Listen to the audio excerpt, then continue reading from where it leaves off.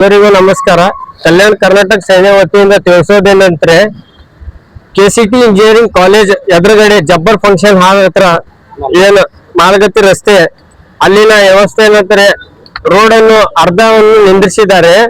ಆ ರೋಡ್ ಅನ್ನು ಪೂರಾ ಸಂಪೂರ್ಣವಾಗಿ ಕಂಪ್ಲೀಟ್ ಮಾಡಬೇಕು ಅಂತ ನಮ್ಮ ವಿನಂತಿ ಇದೆ. ಯಾಕಂತಂದ್ರೆ ಅಲ್ಲಿನ ವ್ಯವಸ್ಥೆ ನೋಡಿದ್ರೆ ಆ ರೋಡಿನ ವ್ಯವಸ್ಥೆ ನೋಡಿದ್ರೆ ಅಂತಂದ್ರೆ ಹೋಗ್ಲಕ್ ಬರ್ಲಕ್ಕೂ ಮಂದಿಗಳಿಗೆ ಎತ್ತರಾಜ್ ಆಗ್ತಾ ಇದೆ. ಮತ್ತಂದ್ರೆ ಮಳೆಗಾಲದಲ್ಲಿ ನೀರನ್ನು ಎಲ್ಲ ಮಜಿತಾಲಿ ಅಥವಾ ಗುಡಿಗಳಲ್ಲಿ ಎಲ್ಲ ಮನೆಗಳಲ್ಲಿ ಎಲ್ಲ ಒಳಗ್ ಹೋಗ್ತಾ ಇದೆ ನೀರನ್ನು. ಆದ್ರೂ ಕೂಡ ಯಾರು ಅಲ್ಲಿ ಮತ್ತ MP MLA ಗಳು ಇರ್ಲಿ ಯಾರೇ ಇರ್ಲಿ ಯಾರು ಬಗೆಹರಿಸ್ತಾ ಇಲ್ಲ. ಅದು ಈ ಸಮಸ್ಯೆ ಅಂತಂದ್ರೆ ಮತ್ತಂದ್ರೆ ಏಜ್ ಆಗಿದ್ದು ಎಲ್ಲರೂ ಯಾರೇ ಇದ್ರ ಬಿ ಹೊಲ ಬರ್ಲಕ್ ಸಮಸ್ಯೆ ಆದ್ರೆ ಬಟ್ ಯಾರು ಬರ್ತಾ ಇಲ್ಲ. MP MLA ಗಳು ಬರ್ತಾ ಇಲ್ಲ, ಮತ್ತೆ DC ಮೇಡಮ್ ಅವರು ಯಾರೇ ಇದ್ರ ಬಿ ಬರ್ತಾ ಇಲ್ಲ. ಜನರ ಸಮಸ್ಯೆ ಒಟ್ಟು ಯಾರು ಕೇಳ್ತಾ ಇಲ್ಲ. ಬಟ್ ನಾವು ಅದ್ರ ಮುಖಾಂತರವಾಗಿ ಈ ರೋಡ್ ಅನ್ನು ಕಂಪ್ಲೀಟ್ ಆಗಿಲ್ಲ ಅಂತಂದ್ರೆ ಅಲ್ಲಿ ಧರಣಿಯನ್ನು ಮುಗಿಸ್ತೇವೆ, ಇಲ್ಲ ಅಂತಂದ್ರೆ ಉಗ್ರವಾದ ಹೋರಾಟವನ್ನು ಮಾಡ್ತೇವೆ. ಅದು ರೋಡ್ ಕಂಪ್ಲೀಟ್ ಮಾಡಲೇಬೇಕು. ಮುಂದಿನ ಮುಖಾಂತರ ನಾನು ಸುದ್ದಿಗೋಷ್ಠಿ ಮಾಡಿದ್ದೇನಪ್ಪ ಅಂದ್ರೆ ಇದೇ ನಮ್ಮ KSRTC ಕಾಲೇಜ್ ಎದುರುಗಡೆ ಜಬ್ಬರ್ ಫಂಕ್ಷನ್ ಹಾಲ್ ಅಂತ ಹಾಲ್ ಪಕ್ಕದಲ್ಲಿ ಒಂದು ಮಾಲ್ಗತ್ತಿ ರಸ್ತೆ ನಿಮಗೆ ಕಾಣಿಸ್ತಾ ಇದೆ. ಅವ್ರು ನೋಡ್ತಾ ಇದ್ದೀರಾ, ಇದು ಸುಮಾರು 1.5 ವರ್ಷದಿಂದ ಕಾಮಗಾರಿ ನೆಲಗೂಡಿ ಬಿದ್ದಿದೆ. ಅಲ್ಲಿನ ಜನರಿಗೆ ತುಂಬಾ ಸಮಸ್ಯೆ ಆಗ್ತಾ ಇದೆ, ಅಕ್ಕಪಕ್ಕ ಜನರಿಗೆ ಸಮಸ್ಯೆ ಆಗ್ತಿದೆ. ಮನೆಯಲ್ಲಿ ಕೂಡ ಒಳಗಡೆ ನೀರು ಹೋಗ್ತಾ ಇದೆ.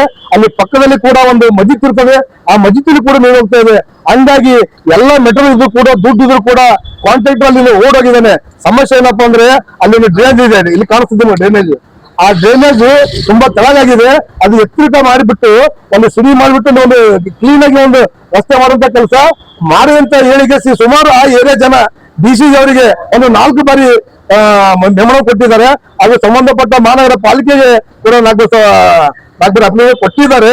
ಹಾಗೂ ಸಂಬಂಧಪಟ್ಟ ಶಾಸಕರು ಹಾಗೂ ಫರೋಜ್ ಇಸ್ಲಾಂ ಅವರಿಗೆ ಕೂಡ ಫೋನ್ ಮುಖಾಂತರ ಕೂಡ ಹೇಳಿದ್ದಾರೆ. ಅಲ್ಲಿ ಬಂದು ಹೋಗಿಯೂ ಕೂಡ ಶಾಸಕರು ಇವತ್ತು ಅಲ್ಲಿ ಬಂದು ಹೋಗಿ ಕೂಡ ಇವತ್ತು ಯಾವ ಪ್ರಯೋಜನ ಆಗಿಲ್ಲ.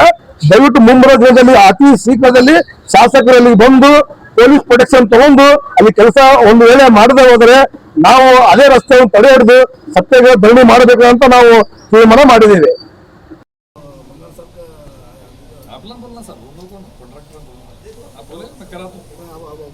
इसमें क्या है मसला मालूम हो, अब यहाँ पे मेट्रोल है, रेती है, सीमेंट है, राड है, पूरे है इसमें. यहाँ आजू बाजू मेरे डाउट से ये पूरे करने नहीं दे रहे काम.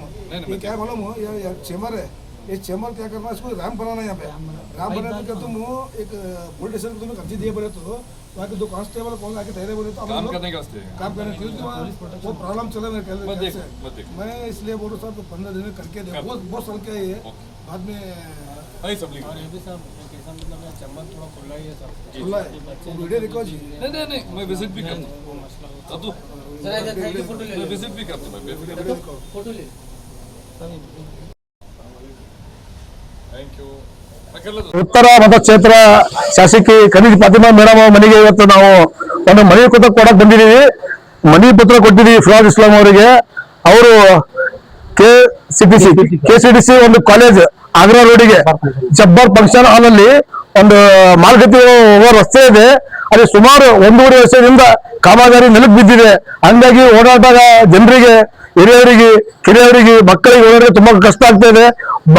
ಮಳೆ ಬಂದ್ರೆ ನೀರು ನಿಂತು ಮನೆ ಒಳಗಡೆ ಹೋಗ್ತೇವೆ. ಹಂಗಾಗಿ ಇವತ್ತು ನಾವು ಶಾಸಕರಿಗೆ ಕೂಡ ಹೇಳಿದೀವಿ ಮತ್ತು ಸುದ್ದಿಗೋಷ್ಠಿ ಕೂಡ ಮಾಡಿ ಬಂದಿದ್ದೀವಿ. ಈಗ ಶಾಸಕರ ಗಮನಕ್ಕೆ ತಗೊಂಡಿದ್ದೀವಿ. ಶಾಸಕರು ಹೇಳ್ತಿದ್ದಾರೆ ನನ್ನ ಗಮನಕ್ಕಿಲ್ಲ, 2 ದಿನದಲ್ಲಿ ಬಂದು ನಾನು ಸಮಸ್ಯೆ ಬಗೆಹರಿಸ್ತೀನಿ, ಆ ಕೆಲಸ ಮಾಡಿಕೊಡ್ತೀನಿ ಅಂತ ಹೇಳ್ತಿದ್ದಾರೆ.